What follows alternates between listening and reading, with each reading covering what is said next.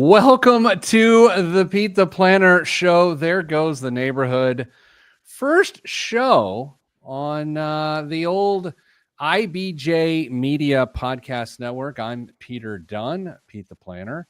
We have a lot to catch you up on if this is your very first show. We have a lot of regulars that have been here forever. And of course, my co-host Kristen Ahlenius, Damian Dunn. Hey guys, we have an intro now. How about that?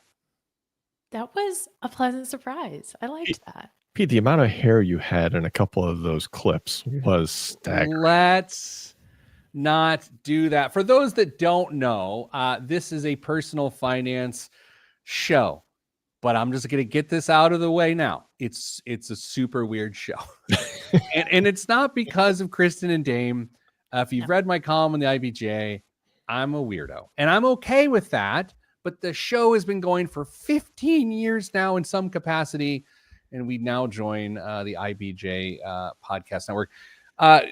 We have a lot of things to catch people up on who are listening for the first time. But here's how the show works. This is a weird thing. It's a show within a show, kind of within a show. Yeah. What we do on our podcast is we actually record our syndicated radio show that then goes out to all our radio affiliates. But that's within the show. And then like what's happening now isn't on the radio. This is the podcast. So we do messing around, radio, mess around, radio, mess around, radio, mess around, radio, mess around. That's the show. Is that, Dame, does that capture it? That's about as succinct as I think you could have put it. Other elements to consider here. Damian Dunn, same last name as me. We are not related. No. Apparently. He has asked me to take a 23andMe. I refuse because I feel like it's setting me up to be arrested for a crime I've not committed. Kristen Ahlenius, which is an incredibly difficult name to pronounce if you've seen it for the first time, is on the show as well. We are all co-workers at Your Moneyline. I'm the CEO. They're on the advice team, and we help people their financial lives all the time. What doesn't happen on this show is we don't sell anything. We're not asking you to call us. Don't call us. The most you can do is join in on the live stream, which is at youtube.com/Pete the Planner, Fridays at 10 a.m. Eastern. And we've got an incredible community that joins us every week. And they're all saying hello now. And we sort of just pop through them. We got Jameson, of course. Quincy pops in from time to time. We always appreciate that. Chris is an OG. He's been around for a long time. Andy's a financial expert. She joins us and makes sure that we're on point. Big Rick Swink's a legend, and so on and so forth. That's how the show works. Kristen is a certified financial planning practitioner, meaning a CFP, and so is Dame. Mm-hmm. And I don't know my role. Dame, it's also important to say that we don't give investment advice per se, right? Yeah, not even per se. We don't give specific investment advice. If you are tuning into the show to listen for the latest and greatest stock tips, you're going to be disappointed. And that's okay. Right. So we're excited. We do one topic every week. It is Valentine's Day today. Kristen, this is to say that we're going to talk about Netflix and chill and split the bill. But we probably won't talk about Netflix and chill. No. Probably not. No. Hopefully we stick to the personal finance aspect of the conversation. Dame, the first time Netflix and chill came into the parlance, as an older guy like me, you catch wind of it, but you're not in the moment. You people are talking about it a lot, but you catch it from whatever, because we're old and we're out of touch.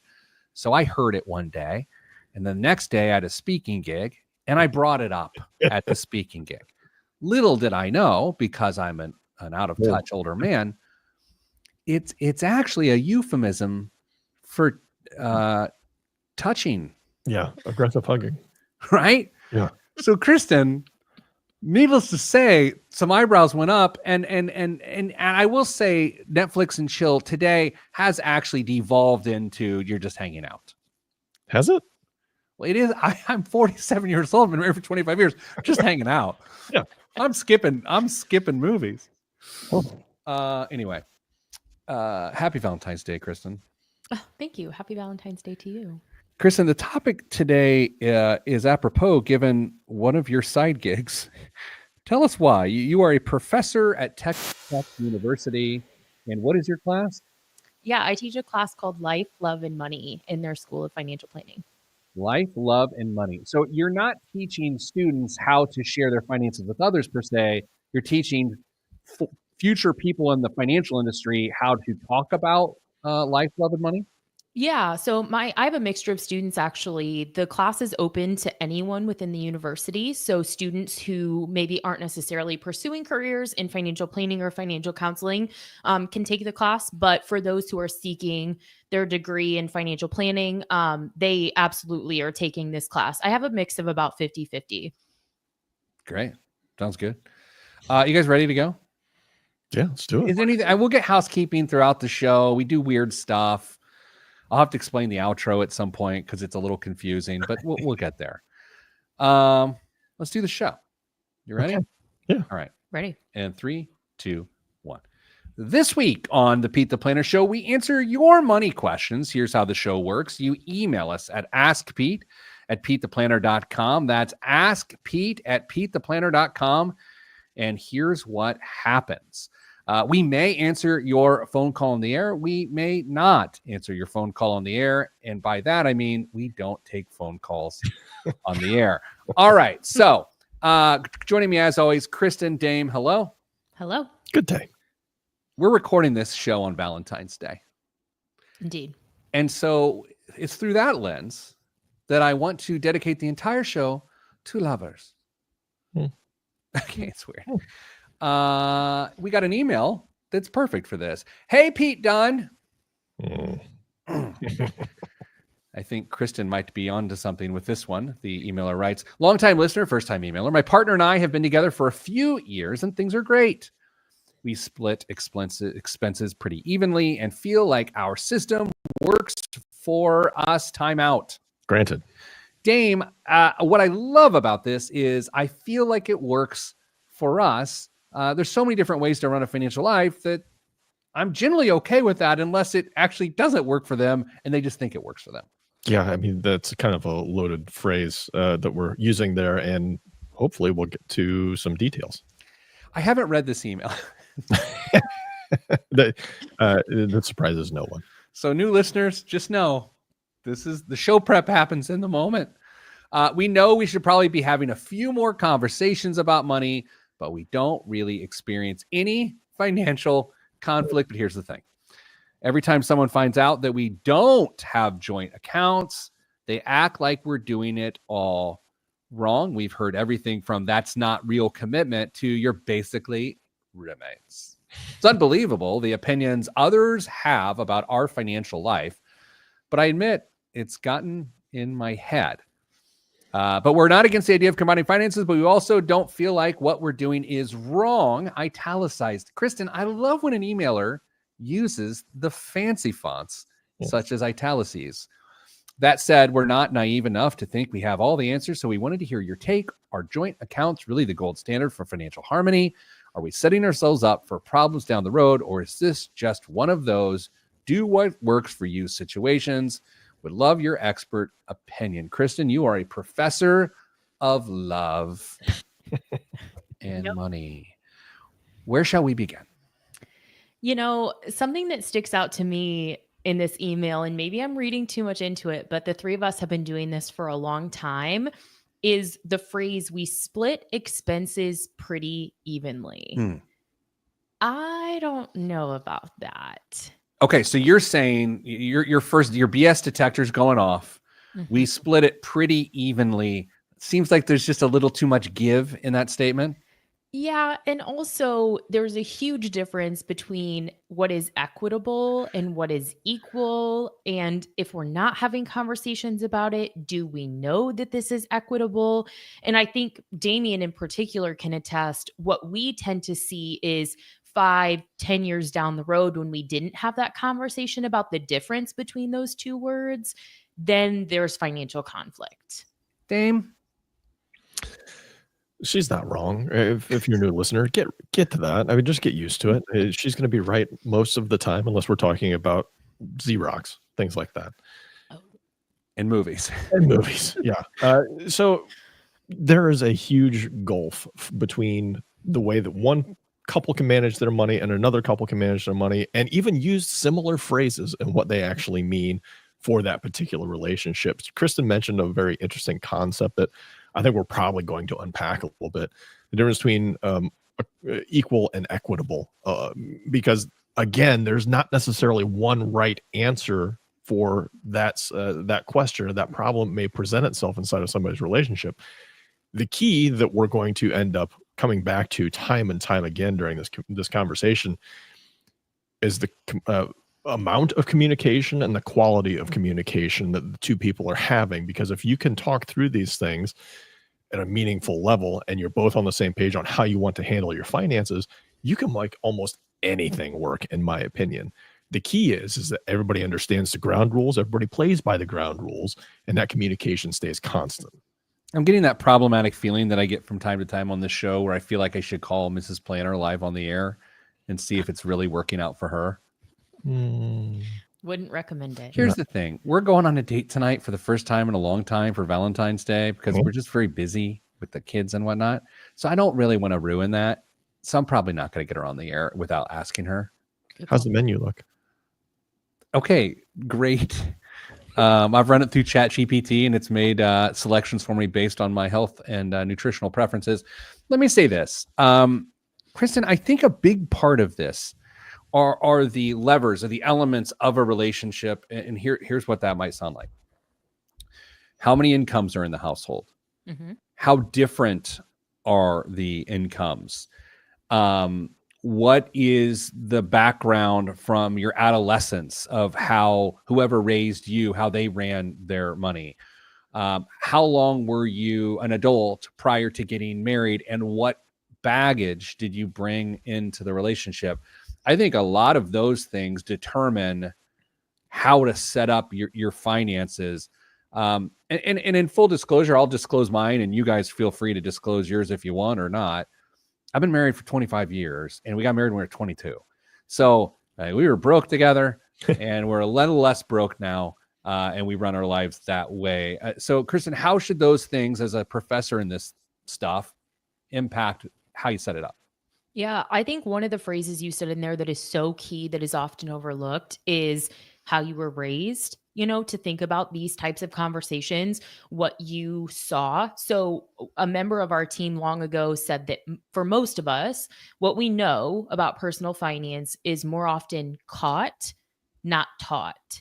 And so when you grow up in different environments, then the people that are close to you, this doesn't even have to be specific to your romantic relationships, though that's what we're talking about today. You likely weren't raised by the same people, unless we're talking about your sibling relationships. And that really impacts the way we think, the way we feel, the way we behave about our personal finances. And that's why it's so important to talk about it.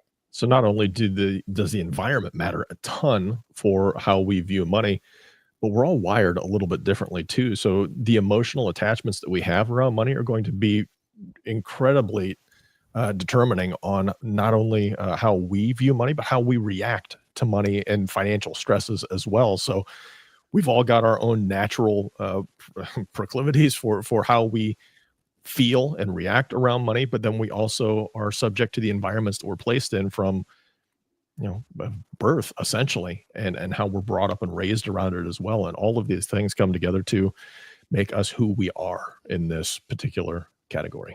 Kristen, you brought up a point that I don't think couples spend enough time on, which is you were raised by different people. And I know it often turns into jokes in a relationship of like, your dad's this way and my mom's this way. And that becomes a thing.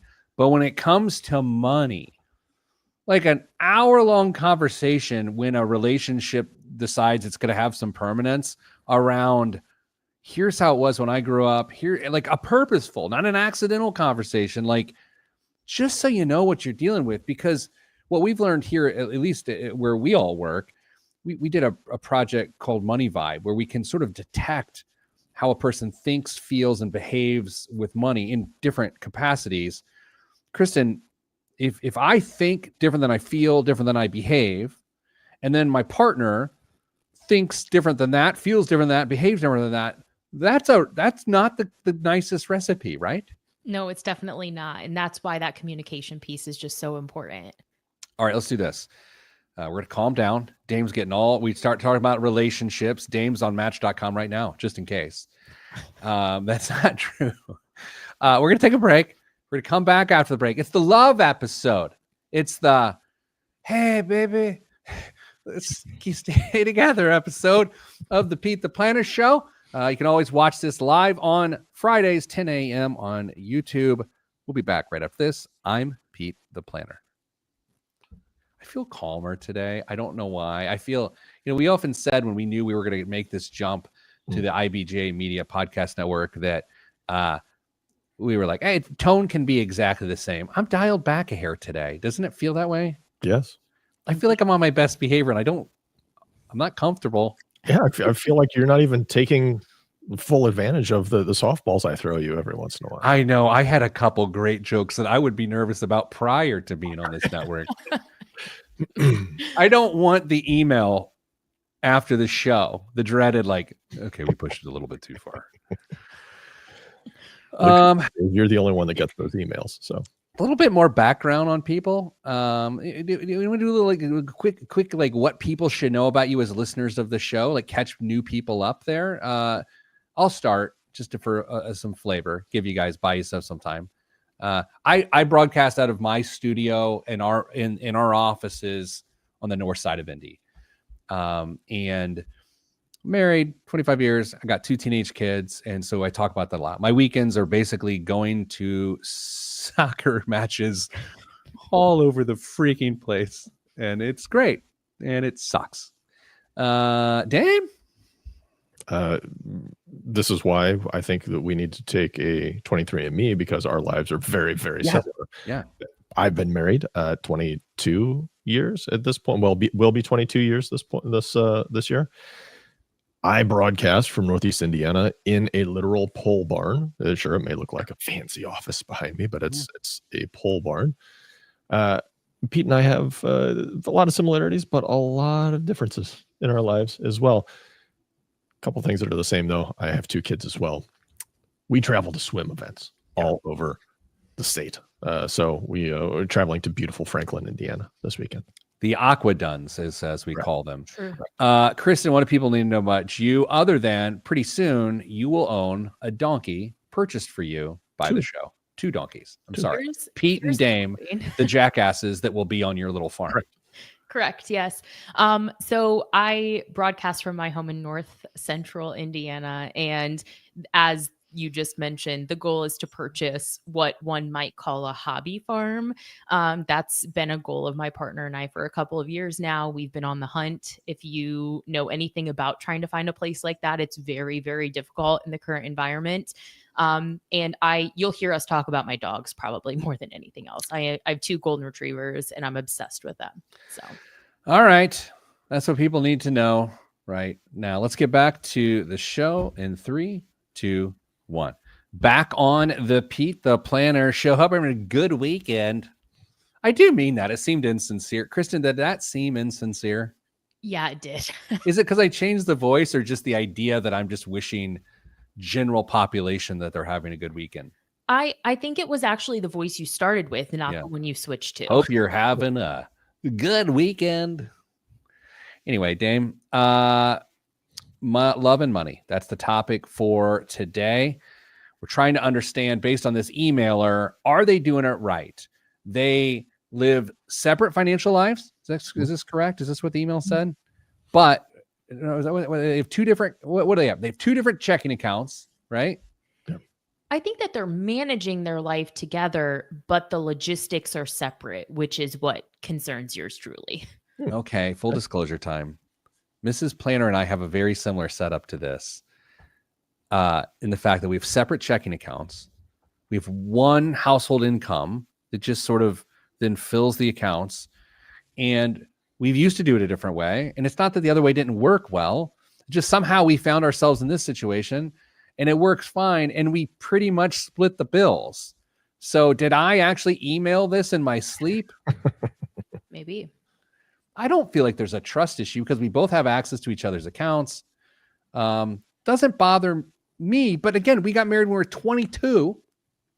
And our financial lives as adolescents, being raised by the people we were raised by, were pretty similar. So it kind of works. Kristen, would you sit Mrs. Planner down and tell her that we're doing it wrong? I would not tell her that you're doing it wrong. Go ahead and try. Yeah, I wouldn't. What do you say? Your couch is not comfortable. It isn't. No, when I think about this person writing in, they have not, at least it doesn't feel like it based on their language, they've not been together an extremely long amount of time. And I think in your situation, whether it's by communication, circumstances, you're just personality types, it worked for you. But in our work, we see all the time that this approach does not work for the long term. And that's what concerns me is like everything very well, it might be totally fine right now, but you add other variables into this situation and maybe it doesn't. Dame, the question I've been wanting to ask you is how much does income per person contribute to the dynamics of these situations? If you got two working people or one working person and the delta between the incomes is significant, is this a more difficult scenario? It certainly can be. It's going to be a pretty unique relationship where if you can have that kind of income disparity and things be split, it goes back to what Kristen was saying in the first segment, was equal versus equitable. If your mortgage is $3,000 a month and somebody's only making net $3,000 a month, asking them to split the mortgage might be a tall task for that relationship. And so we have to try and figure out what is reasonable if this is the way you decide to do it in that relationship. Now, if you just want to split up bills however you want, say one person only makes the income, the other person's a stay-at-home parent or whatever it is, as long as everybody understands the responsibilities in the relationship on what they're going to be asked to do and the responsibilities they have with the income that they are provided with, sounds like a not a great phrase for that, but they've got the responsibilities to spend that money on these things. And if they can do that, great, go for it. But again, the communication, the setup, the follow-through is what's most important. All right. So Eric, a listener watching live on YouTube, says combined checking pays the bills, separate accounts for direct deposits, and a series of tubes move money around each month. Kristen, you and your partner share finances? Kind of. Okay. Wait, did you write the email? I did not write the email. Our situation's kind of unique because we live in my house. Okay. So it's like, I don't necessarily feel like it's fair because legally it's my home and my equity. Oh. I don't necessarily feel like it's fair to be like contribute to my equity in my home. Is he paying you rent? He does not pay me rent. Okay. Can we just put Dame and I in a conversation here for a second? Oh my. Okay, let's do this. Let's do this. Hold on. Watch. All right, Dame. Yeah. I switched you and Kristen on the last time around. Dame, Kristen, I'm not looking at you. Should he be paying rent? By the way, he is a much stronger individual than me. And so I do have some fear in my heart right now. Dame, what do we think about this? I mean, it would be reasonable for him to pay some rent, but maybe he's the handyman around the house. I mean, he's providing income in other way, or whatever it is, just taking care of the squeaky doors and the leaks here and there. For what it's worth, I'm currently addicted to a guy on YouTube that just fixes stuff and shows you how to fix stuff in these YouTube shorts. Off the air, I'll tell it to you, it's just become my whole life. His name's Gator, he's from Florida, and he's exactly what you would expect. Dame, it's also possible here with this situation that he handles other expenses that are commiserate with what maybe rent would be. Before we let Kristen talk again, and by let Kristen talk again, I don't mean it in the way that it just sounded, although it clearly is. Yeah. Dame, do you think that's likely the case? Yeah, of course it is. Kristen is a pretty smart cookie. She's not going to put herself in a position where it's not equitable. All right, boss. What say you? Yeah, so like for those who've been around, we have a camper. He bought the camper last year. So it's like there are definitely those give and takes where like he's made larger purchases. And like I said, I think that that's important because we are not married and because legally I don't feel that it's fair to put either of us in a position where like your hard-earned income might not be yours because those protections don't exist. if something were to happen and he were paying me rent, like the equity in the house is mine versus the title to the campers in his name. So I think it's just easier that way. Kristen, you're an expert at this. You literally teach a class at this at a university. What's the average Jill?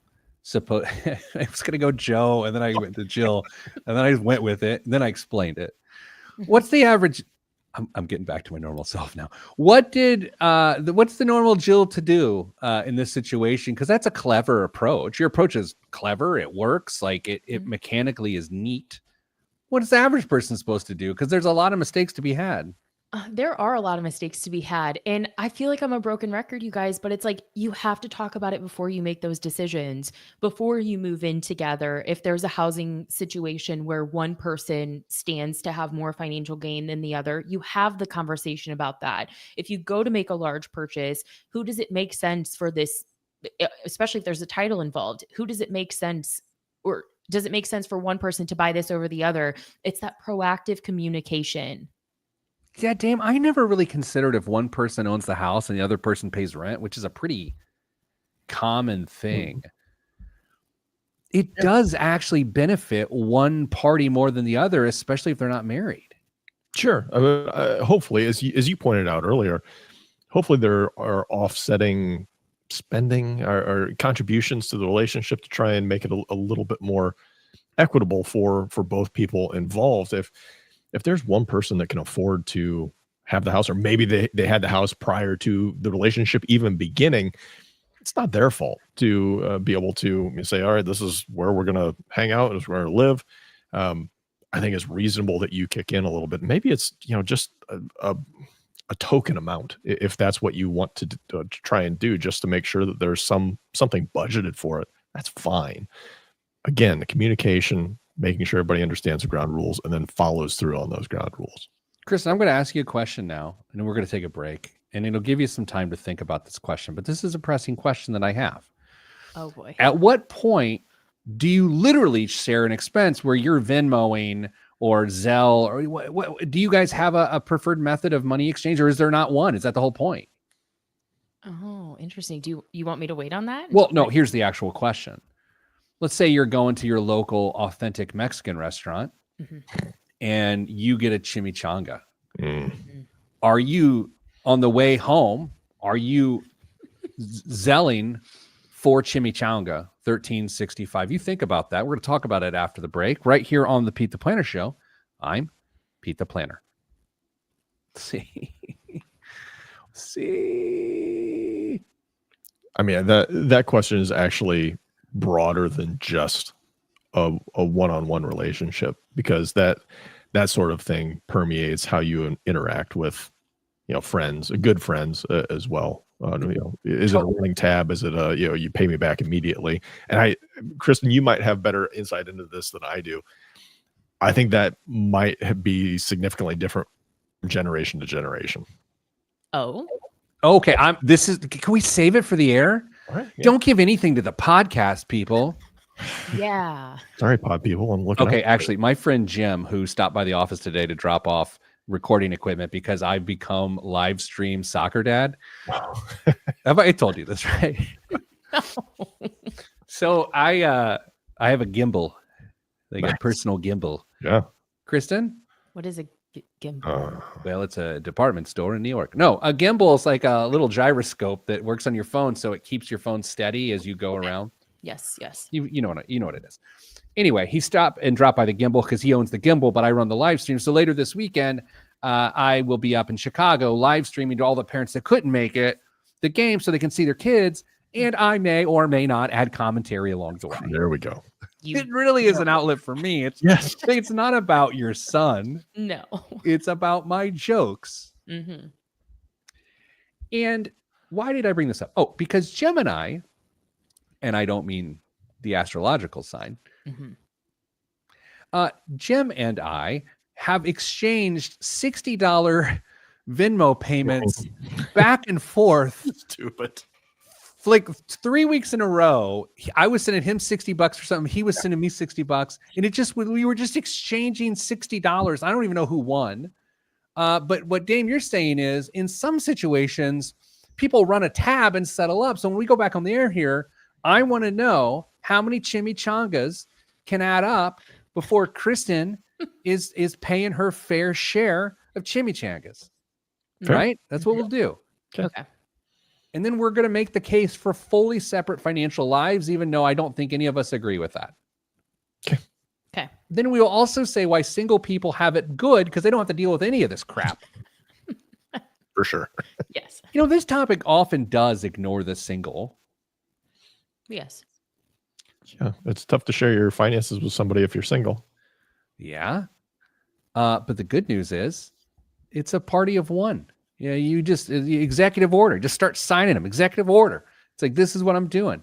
I'm having a chimichanga. And Kristen and I know that anecdotally, that always works out. We've talked about this on the show. Every Valentine's Day, I end up thinking about Sweetest Day, which is the fake Valentine's Day in the fall. And you guys have the same faces every time I bring this up. You act like you've literally never heard me talk about this. I've never heard. Every time I talk about this. Okay, here's the truth. Prepared. And when Mrs. Planner and I first started dating in 2000, Kristen, how old were you? I was in kindergarten. In 2000, started dating, and there was a guy that she had met that previous summer that sent her a Sweetest Day card in the mail, because this is 2000. We were at college, and I was like, "What is this?"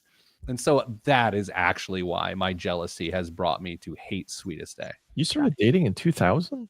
I thought you started dating your freshman year. Oh, you know what? My math's broken. 1996 is when we started dating.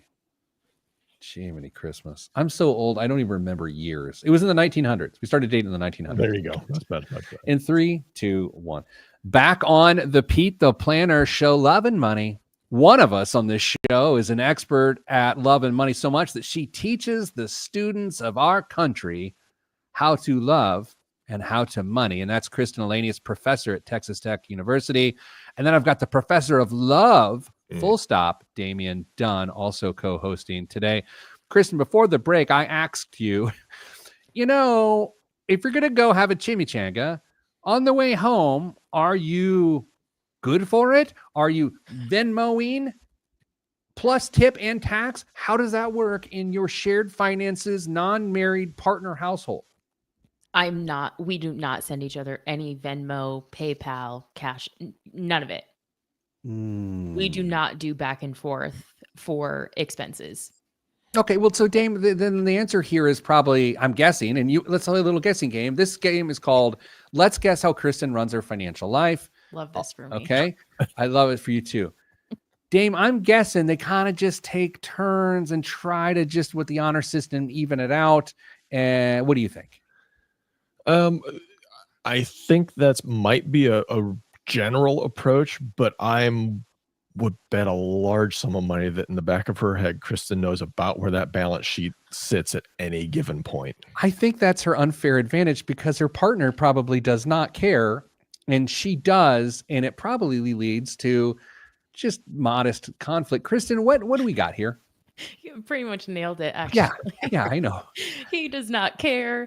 And I mean, I would say back and forth a decent amount, but also it depends on like if there have been other large expenses. Like if one of us was subject to a Sam's Club run, it's like, okay, then the other's going to pick up a couple extra tabs because that one hurt. Dame, are you a one checking account household? Yes. Well, technically we have two. No. We have multiple checking accounts, but they're all joint. Yeah, we have two. Point? Yeah. We have some individual savings accounts, but almost everything is joint. Here's ours is interesting. Again, one sort of income source in, two accounts. The one she runs, I never spend money off of it. I don't have a debit card. I don't do anything, but my name is on it. Mm-hmm. And the one I run, she doesn't have a debit card or write checks off of it, which checks are, it's a whole other thing. It's from 1900s. Her name is not on it, but not for any good reason, you know? And so I never go into her account. She never goes to my account, and it works perfectly fine. And we never Venmo each other money.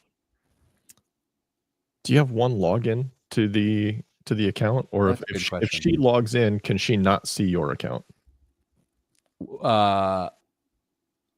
she cannot see my account, but I can see, but I never go into her. I don't like, I have no idea. I don't like that. I was just curious. Yeah. And I bring this up out of disclosure because the last thing I want is the cobbler with holes in his shoes here, right? Like I tell everyone to do one thing and then I'm doing a separate thing, but it's just whatever works. Kristen, what is the case for fully separate Venmo me for my quesadilla financial lives? What is the case for that? Is there a case for that? I think generally the three of us would have a hard time making that argument, but I would say that's so tough. I would say blended families at a later age, I could maybe more get on board with that. You have more established financial lives. I could maybe get on board with that argument more than others. Dame?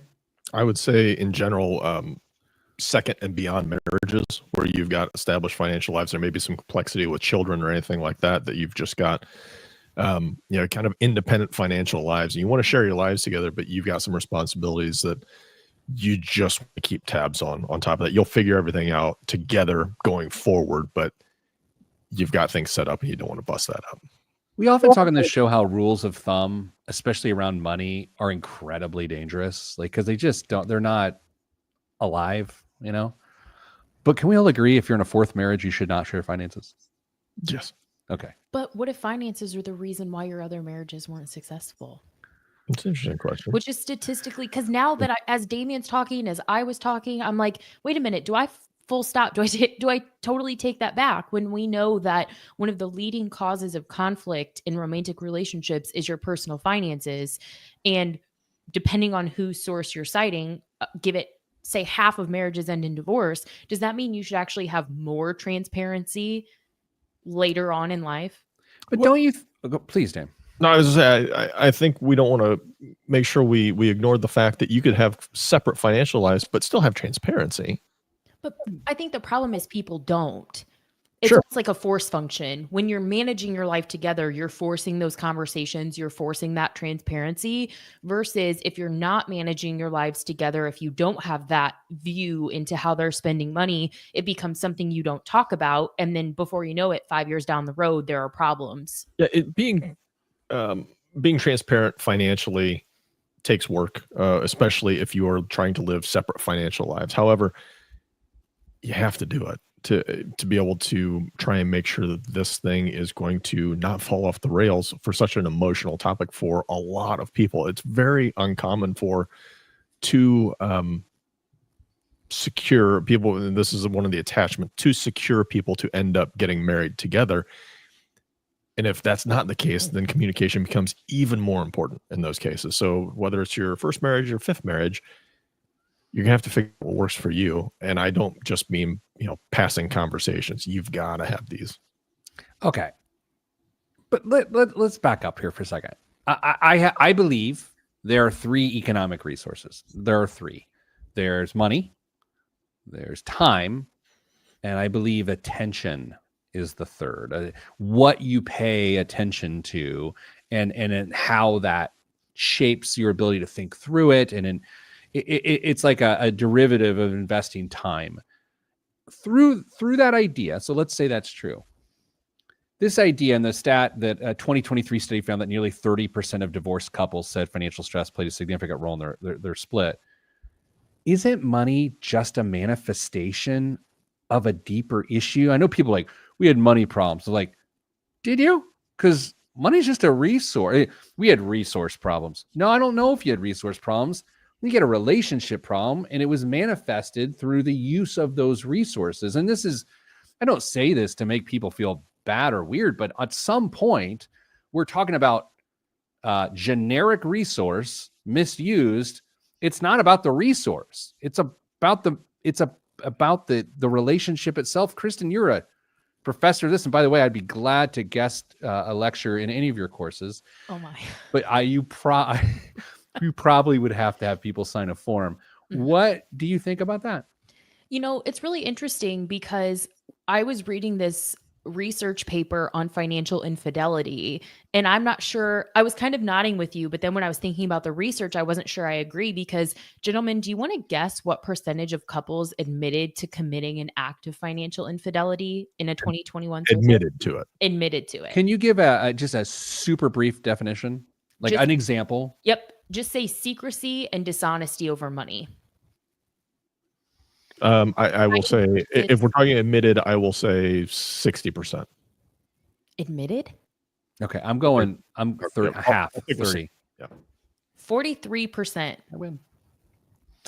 Oh, for new listeners, by the way, we always play by Price is Right rules. That's just how it works around here. Dame just lost, I won. Dame, what do you think about this idea that money is just a resource, just like time and attention for me? Do you think that it's just a relationship challenge? I think it is a resource, but I think if there's not enough of it, it's a big problem. And you can have the best communication in the world, and if you are short on that resource, you are all sorts of in trouble. All right, Kristen, I'll speak at one of your classes. That's fine. Right. That's a terrible idea. All right, let's do this. We're gonna take a break. We got to calm down. Bottom line, here's the distillation of the takeaway here. If you don't share finances with anybody, you're just on your own. You win. You win. Okay, coming up after the break, we got the biggest waste of money of the week. Every week we pick something that is a tremendous waste of money, and these two guess the price, and then the news. All of that's next on the Pete the Planner Show. I'm Pete the Planner.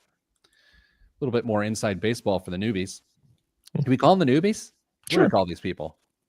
I guess. These people is always wanted. Like people love being these people. We have very specific times we have to hit on the radio segments, which is kind of weird. 9 minutes and 22 seconds, 9 minutes and 23 seconds, 9 minutes and 40 seconds, and 9 minutes and 40 seconds. So when you see me give the wrap-up sign to someone, it's not that I'm rude, when in fact, indeed I am. It's that I have to get out so that the radio segment can be done. Right? Is that fair? Of course. I never know the length of the segments. You don't? No. Dame, you know them. Yeah. Yeah. Oh.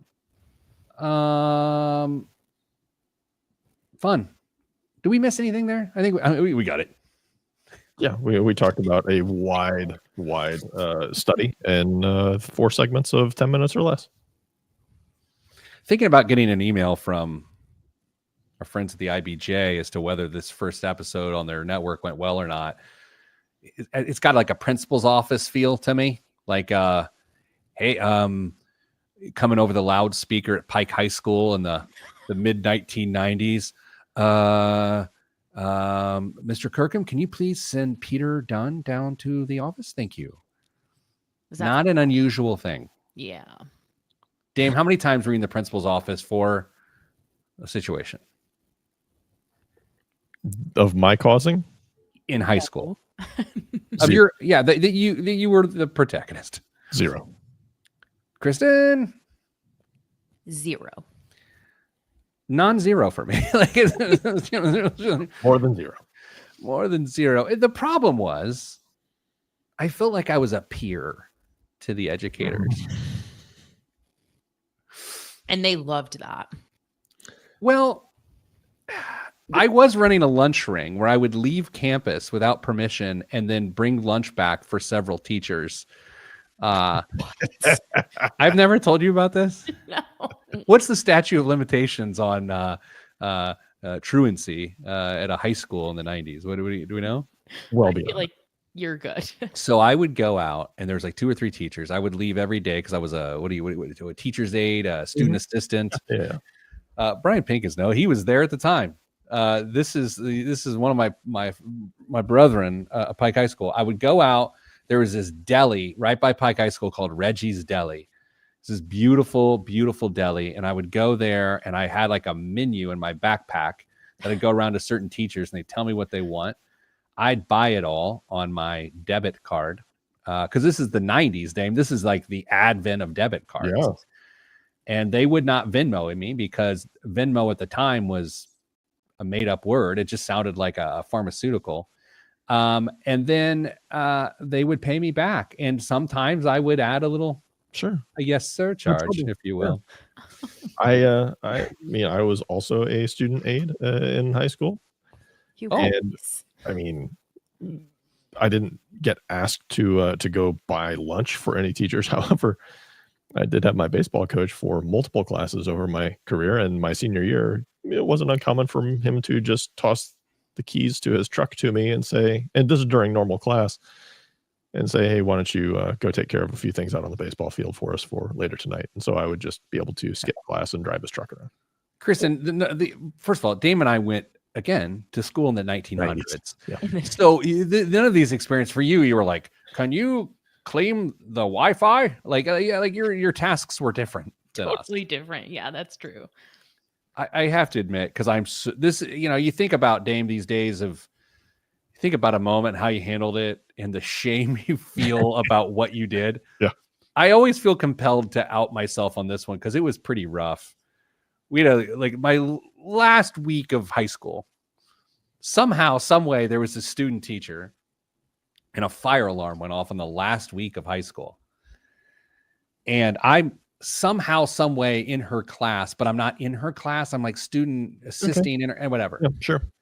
And she's like, all right, everybody out. But like no one else was in there. It was just me because I was just, and she was like, everybody out. I was like, you know what? Let's stop it right there. I know how to get out of this place because I've done it now for the last 48 months. And this is, in fact, I'm good. I'm just going to hold. I'm going to stay here.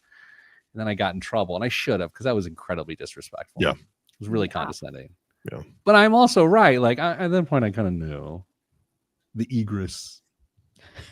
But it was still a jerk move. If my kids did that, I would verbally. I can't even say you can't do that anymore, Dame. No, you can't. I was smash them, but I wouldn't physically smash them, and I can't verbally smash them.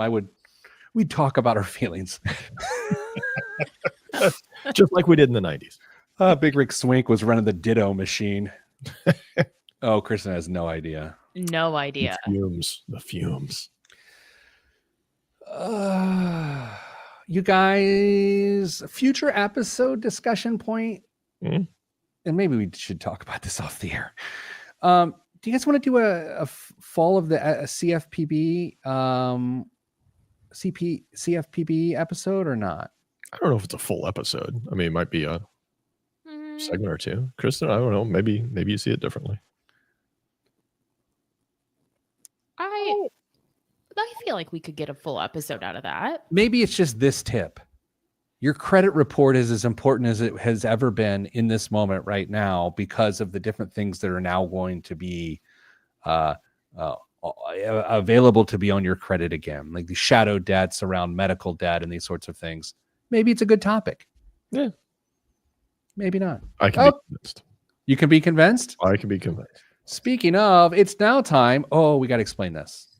Oh. So when I first started my radio show back in 2009, I had no idea what I was doing. It had a similar feel to now. And I was told like you should have what are called benchmarks. Like every show should have a certain moment and a certain thing. And I didn't know what to do in the fourth segment. So I decided to do biggest waste of money of the week, where I'd find some ridiculously priced item. I would talk about it. We'd all giggle. And then there would be the news segment. So BWOM is biggest waste of money. And we've now been doing it for a long time. How long is that? 2009, 16 years? Is that the math? You said 15 at the top of the show. So I don't know, man. I'm not a numbers guy.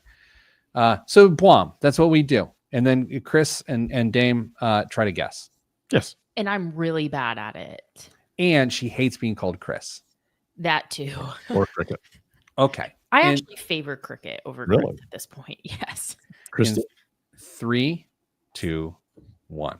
This week's biggest waste of money of the week right here on the Pete the Planner Show is Bang & Olufsen's Bayo Sound 2 Gradient Collection. Bang & Olufsen's Factory 5 is widely known for its excellence in aluminum.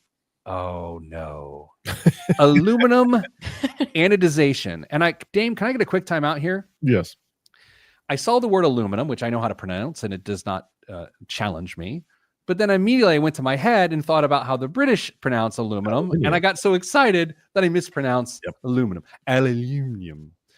To showcase their talents alongside the launch of a custom ADA service, I think that's how it's pronounced, the Danish firm is releasing 10 gradient editions of its Bayo Sound 2 wireless speaker. Each of the available colors is limited to 10 examples with seamless color transitions from the top to bottom of the conically shaped device, probably conically. They're available through the end of the month exclusively at B&O's flagship stores in Copenhagen, London, New York City, and Seoul. For those watching the live stream, we are pricing a single unit. Dame, how would you describe to the podcast and radio audience what one of these things looks like? It looks like a metal megaphone with the mouth sitting down. Jiminy Christmas. Don't ever play charades with that fella. Kristen, what do these things cost? Is this just like a Bluetooth speaker? It is a Bluetooth speaker. With fancy copy? Okay. Yes, it's exactly what it is. Okay. These are $180. $180 dollars. $. Dame, you are wincing as though someone is stepping on your feet. What do you think? Do we have to play by Prices Right rules here? Because I will just take $1 over and win. But do you want me to make it more? Make a good guess. Yes, $1,200. Okay, you guys are both so heinously wrong. $5,700 for a Bluetooth speaker. I have so many $130-ish Bluetooth speakers beating around my house at any given time. $5,700. This is one of those things. If you have it, we judge you. Dame, what's in the news this week? Let's start with a Valentine story, shall we? We shall. Like to feed your ex to a zoo animal, but don't want to wind up on a Netflix documentary? There are plenty of opportunities to do just that. This year, before Valentine's Day, zoos across the country rolled out fundraisers that allow you to get back at your ex in the pettiest way possible. I like that. For example, the San Antonio Zoo invites you to name a cockroach, rodent, or a vegetable after your ex that'll be fed to its animals in exchange for a donation. For a $15 donation, the Columbus Zoo and Aquarium will let you name a superworm. Now, I have no idea what a superworm is, but if it has a little cape, I'm all in. After your ex, that will end up as lunch for the zoo's sloth bears. Say what you want, but this approach is certainly much faster and cheaper than naming a star after your ex and waiting for it to get swallowed by a black hole. I haven't had an ex since high school. I didn't wish them well then, or wish them ill then, and I don't wish them ill now. Why are we damning our exes again? Like, what is this? Is this the fabric of society ripping apart, or is this a thing? All in the name of charity. Kristen, have you ever thought about it, taking an ex and have it fed to an anteater? I'm very protective of my people. I actually would be more inclined to do this for like one of my friends and be like, hey, by the way, I named a cockroach after your ex-boyfriend and they fed it to an animal at the zoo. I told myself I wouldn't talk about the Super Bowl halftime show today. But it applies to this situation. For those that didn't really understand. See, you guys didn't get it. Okay, so here's the thing. It's a beef between Kendrick Lamar and Drake. Okay, that's the thing. Drake used to date Serena Williams. Right?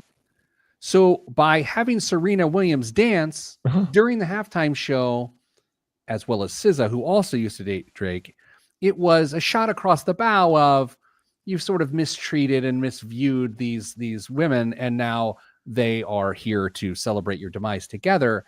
And which is interesting, sure, neat. But at some point in time, if you're Serena Williams and you're married to someone else, why are you publicly shaming your ex? Like, what do you care? Like, move on. I don't get it. I don't get that part. I get the rest of the thing. I just don't understand why you would do that. Maybe she just wanted to dance at the Super Bowl. That's fair. Who doesn't? Kristen, would you dance on stage at the Super Bowl? Never. Really? Are you a good dancer? No. Dame? No, I don't think she's a good dancer either. What else is in the news? You might be seeing a lot less of President Lincoln's right cheekbone after President Trump's move to nix the penny. I know we've all heard this story, but there's a really interesting fact in here, or stat. I want to get to it. On Sunday, the president issued an executive order directing the Treasury to stop minting 1-cent coins, a practice he called wasteful. The U.S. Mint said it lost $85.3 million, making billions in pennies at 3.7 cents a pop during the last fiscal year. Listen to how much it's gone up in the last few years. 3.07 cents in 2023, 2.7 cents in 2022, and 2.1 cents in 2021. So 3.7 to 2.1 cents over that time period. Nickels. Pete, Yeah. Do you know how much it costs to mint a nickel? Kristen, I know, but Kristen? It must be less then, because there was no executive order about the nickel. No, it's 15 cents, right? 14 cents to mint a nickel. What? I know. So I'm in support of this, but what I don't understand is then how do you get change? Not that I don't use cash a lot, so maybe don't need. How does one get change if a penny does not exist? Well, they still exist. They didn't They just don't mint draw them from the U.S. currency in total. They're not making new ones. Yeah. Yeah, I'm in favor of a complete money makeover for the United States. By the way, get rid of the linen paper that we've got now and move into a more plastic kind, so it's harder to counterfeit as well.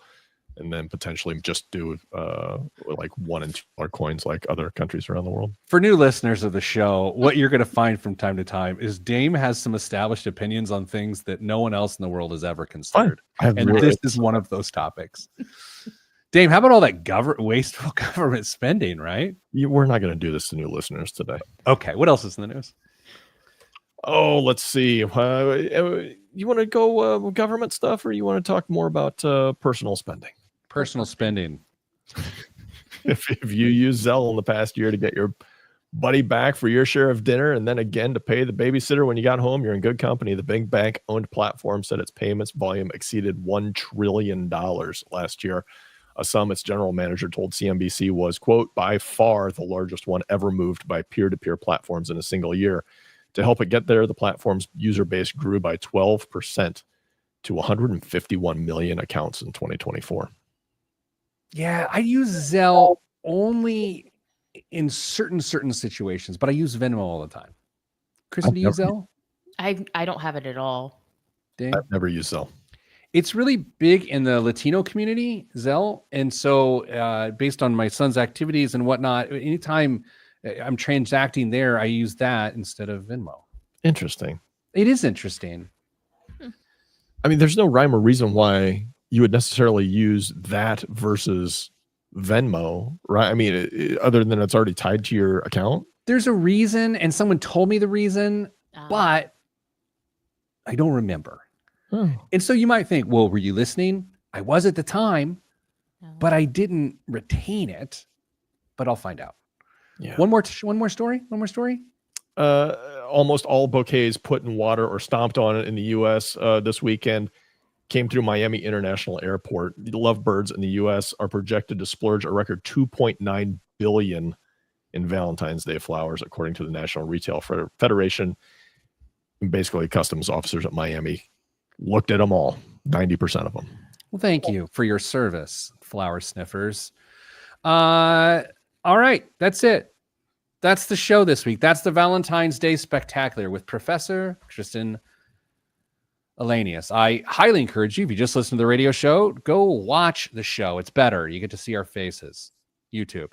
Sending you good vibes. Good vibes are all that's in the budget. I'm Pete the Planner, and this is the Pete the Planner Show. All right, some housekeeping here.